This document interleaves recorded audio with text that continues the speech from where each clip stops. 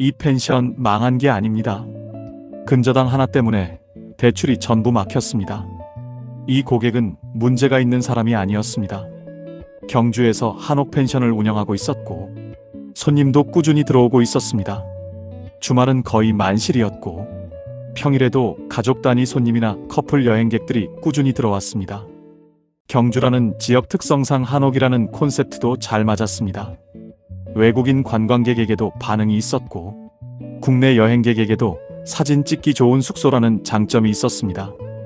객실 관리도 대충 하는 분이 아니었습니다. 청소 상태, 조명, 마당 관리, 조식 구성, 주변 관광지 안내까지 직접 챙겼습니다. 겉으로 보면 사업이 무너질 이유가 없어 보였습니다. 구독, 좋아요, 알림 설정은 영상 제작에 큰 힘이 됩니다. 그런데 처음 연락을 주셨을 때 고객은 이렇게 말했습니다. 대출이 안 됩니다. 어디를 가도 안 된다고 합니다. 이 말에는 단순한 문의가 아니라 이미 여러 번 거절당한 사람의 지친 느낌이 있었습니다.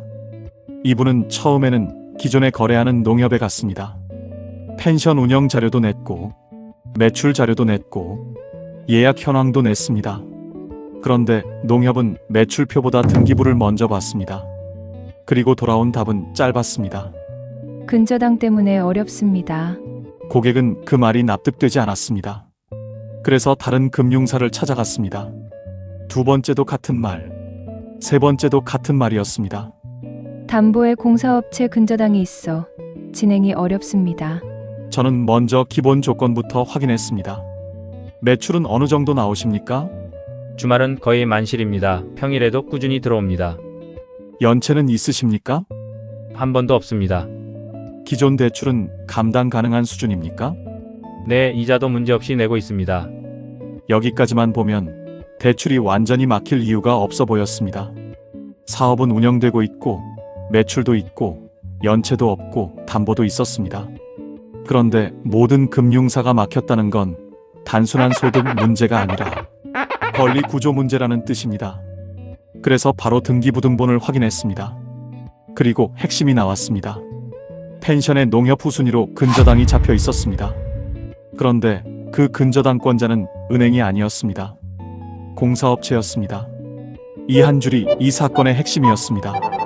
고객은 펜션을 직접 건축했습니다. 건축 과정에서 수영장 공사비 2억 원이 추가되었습니다.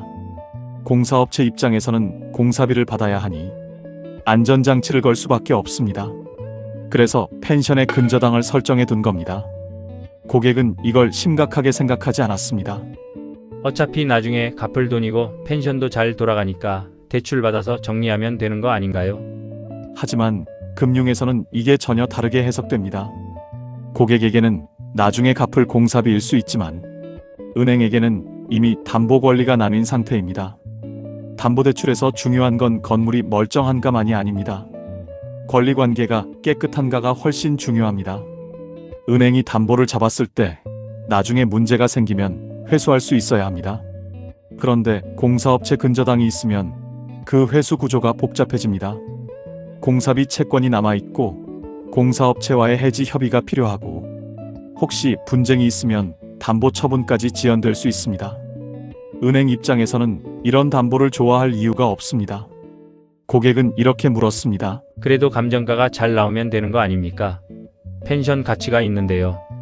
맞습니다. 감정가 중요합니다. 하지만 감정가만으로는 부족합니다. 담보 가치가 높아도 권리 순서가 꼬이면 대출은 막힙니다. 예를 들어 감정가가 충분히 나와도 그 담보 위에 누가 먼저 권리를 잡고 있는지, 그 권리가 얼마인지, 대출 실행과 동시에 해지가 가능한지, 기존 채무와 신규 대출의 순서가 어떻게 되는지 정리되지 않으면 금융사는 움직이지 않습니다. 은행은 좋은 건물을 보는 게 아니라 회수 가능한 담보 구조를 봅니다. 여기서 많은 분들이 첫 번째로 하는 선택이 있습니다. 고금리 자금을 끌어오는 겁니다. 일단 공사업체 돈부터 막자. 급한 불만 끄면 나중에 은행 대출로 갈아타면 되겠지. 이 생각이 가장 위험합니다. 실제 비슷한 사례가 있습니다. 공사비 미지급으로 근저당이 잡힌 상태에서 급하게 3억을 고금리로 조달했습니다. 금리는 13%가 넘었습니다. 처음에는 몇 달만 쓰면 된다고 생각합니다. 그런데 3개월이 지나면 이자가 고정 비용으로 바뀝니다.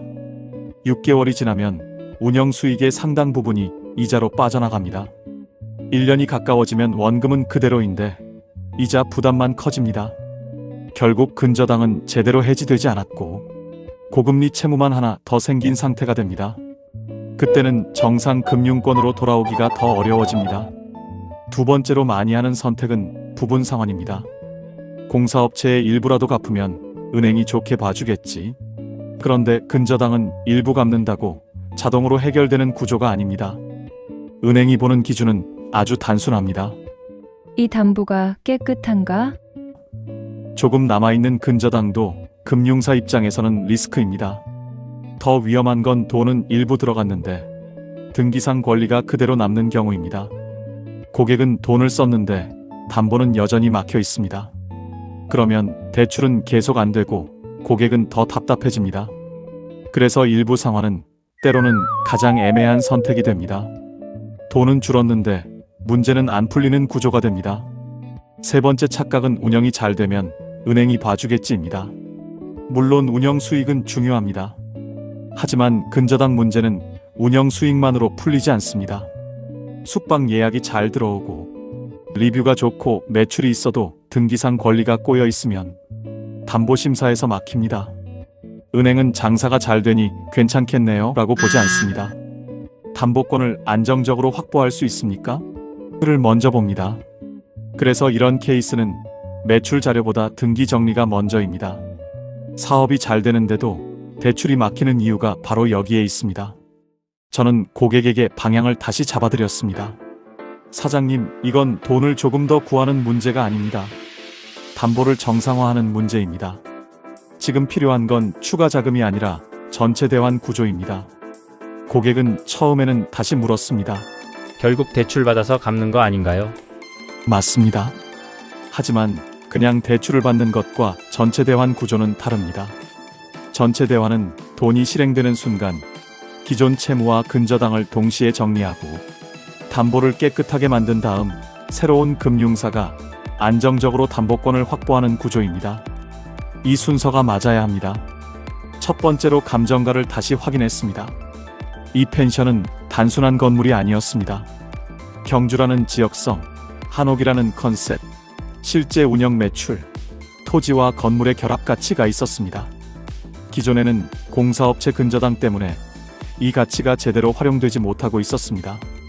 그래서 단순 건축비나 기존 대출 기준이 아니라 현재 시장에서 이 펜션이 담보로 어느 정도 인정받을 수 있는지 다시 봤습니다. 다행히 감정가는 잘 나왔습니다. 이게 첫 번째 문이었습니다. 감정가가 잘 나왔다는 것은 근저당 해지 자금과 기존 채무를 묶어 정리할 여지가 생겼다는 뜻입니다. 하지만 감정가가 잘 나왔다고 끝난 게 아닙니다. 두 번째는 공사업체와의 근저당 해지 조건 확인입니다. 금융사가 가장 두려워하는 건 대출을 실행했는데 근저당이 해지되지 않는 상황입니다. 그래서 공사업체 채권 금액이 정확히 얼마인지, 대출 실행 자금으로 전액 정리가 가능한지, 정리와 동시에 말소가 가능한지 확인해야 합니다. 고객에게는 이 과정이 번거롭게 느껴질 수 있습니다. 하지만 이게 빠지면 대출은 다시 막힙니다. 금융사는 실행과 동시에 말소됩니다 라는 구조가 있어야 움직입니다. 세 번째는 기존 채무와 신규 대출의 순서 정리입니다. 이 펜션에는 공사업체 근저당만 문제가 된 것이 아닙니다. 기존 대출과 운영 자금 흐름도 함께 봐야 했습니다. 전체 대환을 할 때는 기존 부채의 성격과 규모를 확인해야 합니다. 그래서 고객의 기존 대출 공사업체 채권, 운영 자금 필요분, 향후 상환 여력을 한 번에 펼쳐놓고 다시 설계했습니다. 이 작업을 하지 않으면 대출은 조각조각 따로 움직이고 결국 어디선가 다시 막힙니다. 네 번째는 운영 수익 자료 정리입니다. 감정가가 잘 나왔다고 해도 펜션 운영이 실제로 유지될 수 있는지 보여줘야 합니다. 예약률 카드 매출, 계절별 매출 차이, 객실수 평균 객단가, 주변 한옥 펜션의 시세, 비수기에도 버틸 수 있는지까지 정리했습니다. 은행은 숫자와 흐름을 봅니다. 주말 매출만 좋은지 평일 매출도 있는지, 성수기에만 의존하는지, 대출 이후 월 상환액을 운영 수익으로 감당할 수 있는지 봅니다. 이 자료가 정리되어야 근저당이 꼬인 위험한 담보가 아니라 정리하면 정상적으로 운영 가능한 사업장으로 보입니다. 다섯 번째는 자금 흐름을 대출 실행 당일 기준으로 맞추는 작업입니다.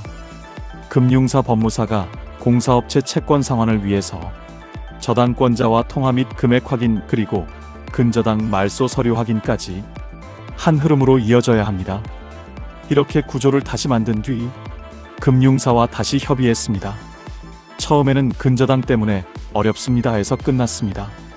그런데 구조를 정리한 후에는 반응이 달라졌습니다. 이 구조라면 검토 가능합니다. 이 말이 중요합니다. 금융에서는 부탁을 많이 한다고 되는 게 아닙니다. 사정이 딱하다고 되는 것도 아닙니다. 리스크가 제거되는 구조가 보여야 움직입니다. 이 고객의 케이스도 마찬가지였습니다.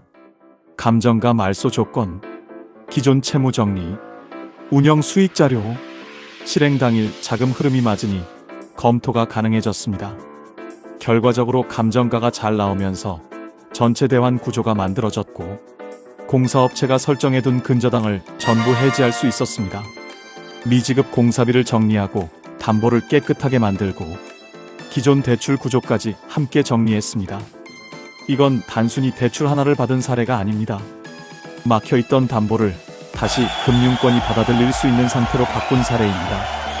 고객이 지키고 싶었던 것은 단순히 건물이 아니었습니다. 펜션이라는 사업장, 가족의 자산, 앞으로 계속 운영할 수 있는 현금 흐름이었습니다. 근저당을 해지하면서 그 구조가 다시 살아난 겁니다. 고객은 마지막에 이렇게 말했습니다. 저는 그냥 돈만 구하면 되는 줄 알았습니다. 그런데 문제는 돈이 아니라 순서였네요. 이 말이 이 사례의 핵심입니다. 대출이 안 나온다고 해서 항상 한도가 부족한 게 아닙니다. 감정가가 낮아서만도 아닙니다. 신용이 나빠서만도 아닙니다. 때로는 등기 안에 숨어있는 권리 구조 하나 때문에 전체 금융이 멈춥니다. 그리고 그 권리 구조를 제대로 풀지 않으면 아무리 좋은 담보도, 아무리 운영이 잘 되는 사업장도 막힐 수 있습니다. 지금 내가 소유한 부동산에 타인의 근저당이 잡혀 있다면 가장 먼저 해야 할 일은 추가 자금을 찾는 것이 아닙니다. 등기부를 보고 권리관계를 정확히 확인해야 합니다. 그 다음 감정가를 보고 전체 대환이 가능한지 봐야 합니다.